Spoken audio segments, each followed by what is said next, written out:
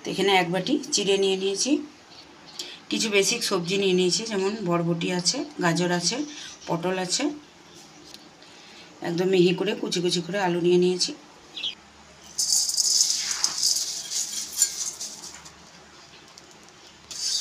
চিড়েটাকে প্রথমে শুকনো কড়াইয়ে একটু ড্রাই রোস্ট করে নেব।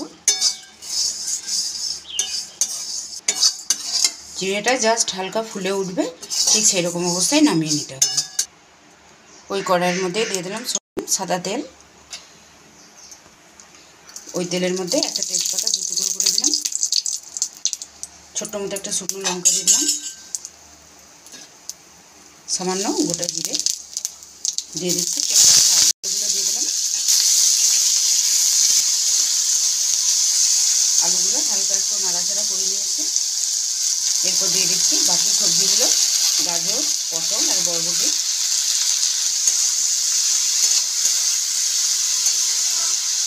খুব ভালো দিয়ে দিচ্ছি স্বাদ মতো লবণ, আন্দাজ মতো একটু হলুদ দিয়ে দিলাম। সমস্ত সবজি যতক্ষণ না নরম হয়ে আসছে ততক্ষণ অবধি একটু নাড়াচাড়া করে নেব। সবজিগুলো ভাজা ভাজা হয়ে গেছে, ঠিক এই অবস্থায় দিয়ে দেবো ড্রাই রোস্ট করা চিড়েগুলো।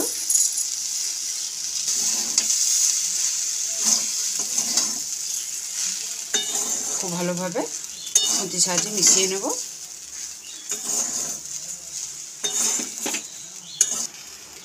এখন এইভাবে হাতের সাহায্যে ঝিপঝিপ করে একটু সামান্য জল দেব আর কম আঁচ করে ঢাকা দিয়ে রাখবো। 20 থেকে 30 সেকেন্ড মতো ঢাকা দিয়ে রেখে আবার একবার হাতের মুঠোর সাহায্যে ঝিপঝিপ করে জল দেব। আবারও 20 থেকে 25 সেকেন্ড মতো ঢাকা দিয়ে রাখবো, অবশ্যই আঁচটাকে কমিয়ে রেখে। 25 সেকেন্ড পর ঢাকা খুলেছি। এই নিয়ে 3 বার এরকম মুঠো মুঠো করে জল দেবো আর এইভাবে নাড়াচাড়া করতে থাকবো। খুব সুন্দর নরম তুলতুলে হবে পোলাওটা। আবারও খানিকক্ষণ ঢাকা দিয়ে রাখবো। এখন এর মধ্যে দিয়ে দিচ্ছি 1 চামচ মতো ঘি। তোমরা যদি নুন ঝাল বেশি ভালোবাসো তাহলে এই পর্যায়েই রেসিপিটা স্টপ করে দেবে, আর যদি মিষ্টি মিষ্টি ভালোবাসো সেক্ষেত্রে সামান্য একটু গুঁড়ো চিনি এর মধ্যে ছড়িয়ে দেবে। তো এখন আমি দিয়ে দিলাম সামান্য একটু চিনির গুঁড়ো।